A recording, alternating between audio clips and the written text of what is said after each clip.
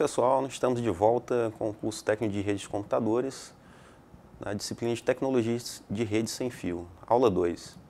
No roteiro da aula de hoje nós vamos ver algumas definições, acesso à internet, componentes da arquitetura, transmissão nos sistemas de comunicação sem fio, componentes básicos de um sistema de comunicação, características de rede celular e mobilidade. Os objetivos da aula de hoje seria entender a evolução das gerações de sistemas celulares, distinguir os componentes da arquitetura, identificar os tipos de roteamento e conhecer as técnicas de compartilhamento na interface da área. Então nós temos algumas definições, por exemplo, sinal, que é uma representação da quantidade ou qualidade física que uma porta ou informação pode ter. A amplitude, que é um valor da intensidade mais alta, que pode ser dita como crista da onda, ou mais baixa, que é o vale da onda. A frequência é a qualidade, a quantidade de ciclos no intervalo de tempo de 1 segundo. E por último, o período, que é a razão inversa da frequência. Esse período pode ser expresso em segundos e a frequência em hertz. O acesso celular à internet, quando a gente fala de acesso celular à internet, a gente pode notar que algumas pessoas falam sobre tecnologia celular. Em geral, classificam como pertencendo em uma das diversas gerações. Então, o sistema da primeira geração, chamada de 1G também, eram sistemas FDMA, analógicos. O FDMA é a Frequency Division Multiple Access, ou múltiplo acesso por divisão de frequência. Os sistemas originais 2G também foram projetados para voz. Os sistemas 3G também suportam voz, dados, e com ênfase cada vez maior na capacidade de dados de enlace, de acesso via rádio com maior velocidade. Na imagem que a gente vê em tela, a gente pode ter aí um exemplo de rede celular. Então, a gente tem alguns componentes, que são as estações de base, que são essas torres aí que vocês vêem dentro da área de cobertura, desses círculos azuis claros. Nós temos os controladores da estação, que eles vão controlar o tráfego de dados que vão sair dentro da rede e vão até o roteador de bordo do MSC. E nós temos também os assinantes, que são esses automóveis que podem estar em movimento, acessando uma rede sem fio, ou esses telefones sem fio que estão dentro da área de cobertura, que também são móveis. Nas tecnologias de rede sem fio, nós temos as transmissões no sistema de comunicação sem fio, que elas podem ser simplex, half duplex ou full duplex. Mas o que é isso, professor? Na comunicação simplex, ela é feita em uma única direção, ou seja, o emissor ele vai falar com o receptor somente. Um exemplo disso seria a rádio AM, rádio FM, ou o sistema de televisão, que você somente vai ouvir a mensagem, você não consegue retornar essa mensagem. No sistema half duplex, é uma comunicação que pode ser feita em ambas direções, porém, uma vez, um de cada vez. Eu vou enviar a minha mensagem, eu tenho que esperar essa mensagem chegar no meu receptor para que depois o meu receptor mande de volta uma mensagem. Um exemplo disso seria um rádio walkie-talkie, um rádio da polícia. Você pressiona e segura o botão do rádio, fala sua mensagem, em seguida o receptor envia uma mensagem para você de volta. A outra comunicação seria a full duplex, que ela pode ser feita em ambas as direções, utilizando o mesmo canal de comunicação. Exemplo disso seria o celular. Os celulares de hoje, com tecnologia 3G, 4G, eu consigo falar ao mesmo tempo com uma pessoa e ela pode me interferir a qualquer momento. Então, nessa imagem a gente tem um exemplo das comunicações simplex, half duplex e full duplex. O primeiro exemplo aí é da simplex, a comunicação unidirecional, que vai sair do emissor e vai para o receptor somente. Nós temos o segundo modelo, que é o half duplex. Eu posso mandar mensagem e receber, um de cada vez, é claro. E a última mensagem, eu tenho dois celulares se comunicando na transmissão full duplex, que podem se comunicar ao mesmo tempo. Existem alguns componentes básicos de um sistema de comunicação sem fio, que pode ser chamado de ETD ou SCD. O ETD são equipamentos de um terminal de dados, né, pode ser constituídos por equipamentos nos dois pontos, onde são gerados e tratados e feita a recepção dos dados, como por exemplo um roteador, um switch ou até mesmo um computador, se ele tiver uma antena wireless, né, por exemplo. O SCD é um equipamento de comunicação de dados, e geralmente um elemento engloba funções de transmissão e recepção, de modulação ou demodulação.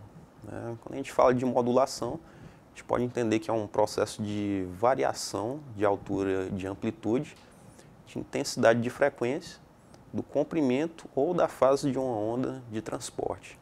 Já a demodulação é um processo que permite aí reverter esse processo de modulação. Então a gente tem aí uma imagem que mostra aí o sistema de comunicação sem fio. Eu tenho um ETD que pode ser um computador de mesa, um notebook, e eu tenho um SCD aí, que é um roteador que vai fazer a conectividade entre as duas redes. As principais características dos sistemas celulares, são distribuição da área da cobertura em células, ou seja, o sistema móvel celular ele vai se caracterizar pela divisão de uma região geográfica, e utiliza subdivisões chamadas de células. Essas células podem ser torres. A alta densidade de usuários, o sistema móvel celular ele permite atender um grande número de usuários devido à sua capacidade de ampliação de células. Eu tenho a transmissão em baixa potência, que é responsável pela comunicação entre os terminais móveis, que é chamado também de TM dos usuários.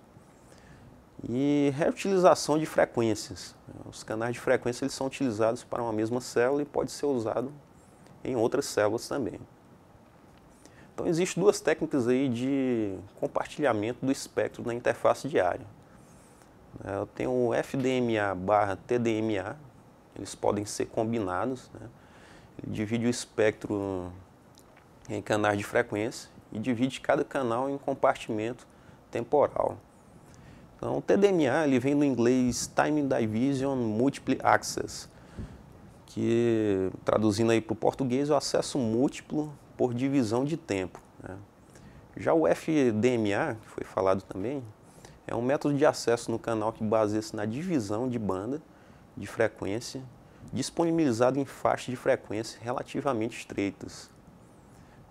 Nós temos aí também outra tecnologia que é o CDMA, que é o acesso múltiplo com divisão por códigos. Esse CDMA ele pode ser dito como um método de acesso a canais de sistema de comunicação e é utilizado tanto para telefonia celular quanto para rastreamento via satélite, que é bem utilizado hoje em dia. Então, uma evolução aí do sistema 1G para o 2G, nós temos alguns canais de voz. O IS-136, que é uma evolução do padrão IS-54, em geral referido como TDMA. Eu posso combinar o FDMA com o TDMA combinado. Outro modelo é o GSM, que é o Global System for Mobile Communication, que ele vai combinar o FDMA com o TDMA combinado.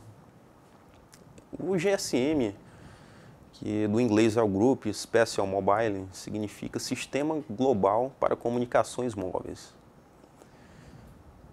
Ele pode ser empregado de forma mais ampla e o IS-95 CDMA é o acesso múltiplo por divisão de códigos. Esse IS-136 é uma evolução do padrão IS-54, pessoal, em geral referido como TDMA. Então, os sistemas 2,5G, que foi uma evolução aí do sistema 2G, dos canais de dados e voz, ele tem extensões para 2G, para aqueles que não podem esperar por serviço 3G. Existe também o General Package Radio Service, que é o GPRS, que é o serviço de rádio de pacote geral. Tem uma evolução do GSM, dados também enviados em múltiplos canais, né, se disponível, claro. Eu tenho Ingestion Data Rates for Global Evolution, que é o EDGE, traduzindo aí para o português, para vocês entenderem melhor, os usuários atuais de telefonia móvel, né, e também a evolução do GSM, que a gente falou aí no slide anterior, usa uma modulação aperfeiçoada, né, com taxa até de 384K, utiliza também o CDMA 2000, fase 1, que foi uma evolução aí do CDMA, taxa de dados até 144K e evolução do IS 95. E daí então surge os sistemas 3G, voz e dados. Ele utiliza aí o MTS, que é o Sistema de Comunicação Móveis Universal, né, que é uma evolução aí do GSM, utilizado aí na tecnologia 2,5G.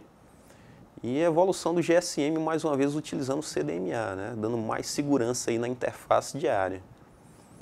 E, por último, o CDMA 2000. Então, nós temos também o sistema 4G, né, que sofreu evolução aí depois do sistema 3G, utilizando até 100 megabits por segundo. Vai designar o padrão de quarta geração estabelecido nas redes das operadoras de celular, como evolução para portadores de GSM. Utiliza o LTE, que é o Long Term Evolution, ou evolução a longo prazo. Essa evolução trouxe aí uma arquitetura de gerações anteriores que foram totalmente reformuladas. E o FDMA, que é o Orthogonal Frequency Division Multiple Access, né, que é o acesso múltiplo por divisão ortogonal de frequência, que começou a utilizar, por exemplo, a comutação de pacotes na interface de rádio. Né. Um outro modelo foi o MIMO, né, que é uma saída múltipla aí de comunicação, que é o Multiple Input ou Multiple Output, né, entrada e saída simultânea. Então eu tenho aqui na mobilidade o espectro de mobilidade do ponto de acesso, né, da camada de rede. Então eu posso ter nenhuma mobilidade. Na imagem vocês veem aí que um usuário se movimenta apenas dentro da sua mesma rede. Então, quando eu tenho nenhuma mobilidade, o meu usuário móvel ele está dentro da sua rede móvel, ele não está se locomovendo para outras redes. Eu posso ter um usuário se movimentando entre redes, né, de acesso, encerrando conexões enquanto se movimenta entre as redes. Né? Se ele sai de uma rede de cobertura e sair desse raio de cobertura, ele vai ter que encerrar, né, o movimento dessa rede. E eu tenho alta mobilidade, né, que o usuário está se movimentando constantemente entre as redes de acesso, mantendo conexões em curso, né? Ou seja, ele pode sair de uma rede, transitar para outro bairro e estar se locomovendo para outra rede, acessando essa outra rede, né? Tem nessa imagem, né, uma mobilidade com vocabulário. Por exemplo, nós temos aí uma rede de cobertura a longa distância. Então tem o Home Network, que é o lar permanente do usuário. Vamos dizer que seja uma rede local, que o usuário está transitando somente nessa rede, né? E dentro dessa rede, o dispositivo móvel que eu estou utilizando, ele tem que ter um endereço permanente, né? O endereço da Home Network, que pode ser usado sempre para alcançar o usuário móvel, né? Esse endereço ele não vai ser modificado. Eu tenho um agente nativo, que é uma entidade que implementa as funções de mobilidade, né, em benefício ao usuário móvel, quando ele está remoto, por exemplo, né. Eu tenho também um endereço permanente, que fica constantemente, nós temos até a faixa aí que vocês podem ver na imagem, né, no 128.119.40.186. Então eu tenho uma rede visitada, pelo qual o usuário móvel se encontra em um certo momento. Eu tenho o correspondente, né, que ele vai se comunicar com vários usuários, ou da minha rede nativa ou da minha rede visitada, né, ou estrangeira. E eu tenho um agente nativo, que é a entidade na rede visitada que implementa funções de mobilidade, né, em benefício do usuário móvel. Ainda sobre mobilidade, né, nós temos algumas abordagens. Deixa o roteamento tratar disto, né. Os roteadores eles informam endereços permanentes nos nós móveis residentes por meio de suas trocas de tabela de roteamento. Então as tabelas de roteamento elas vão indicar a localização de cada nó móvel, né, e não existe mudança nos sistemas finais. Então a partir do momento que eu estou numa rede, por exemplo, um roteador que estiver fazendo aquele raio daquela rede, ele vai informar todos os endereços permanentes que eu tenho conectados na minha rede, né. Na própria configuração do roteador você pode estar confirmando isso. E deixa os sistemas finais tratarem disso, né. Eu tenho um roteamento direto e indireto. No roteamento direto eu tenho a comunicação do correspondente ao usuário móvel, que passa pelo agente nativo, então ele é enviado ao remoto, né. No direto, já o correspondente ele obtém um endereço address, carry of address, também chamado de COA. Então, esse COA do usuário móvel, ele vai transmitir diretamente o endereço para ele. O usuário móvel ele utiliza dois endereços, né? O endereço permanente, que é usado pelo correspondente. Assim, a localização do usuário móvel é transparente para correspondente. E o COA, que é o Carry of Address, ele é utilizado para o agente nativo, né, para enviar datagramas ao usuário móvel. Eu tenho as funções do foreign agent, que é o agente estrangeiro, né, de uma rede, por exemplo, uma rede visitada, que não é a sua rede local. Ele pode ser feito aí pelo próprio usuário móvel. E o roteamento triangular, correspondente de uma home network, o usuário móvel, pode ser ineficiente quando o correspondente do usuário móvel está na mesma rede. Eu tenho aí uma imagem em tela que mostra a mobilidade do roteamento indireto, né? Quando o meu correspondente está tentando acessar uma rede nativa, ele vai assumir um endereço fixo aí, né? Então eu vou passar por uma rede de longa distância e em seguida acessar a minha rede visitada, né? Nessa minha rede visitada eu vou manter outro endereço aí do COA, logo porque eu estou mudando de uma rede para outra, e cada endereço de rede, cada vez que eu mudo de uma rede para outra, eu vou ter um endereço de rede diferente. E por fim, nós terminamos essa aula. Espero que vocês tenham tido um bom proveito e até a próxima aula.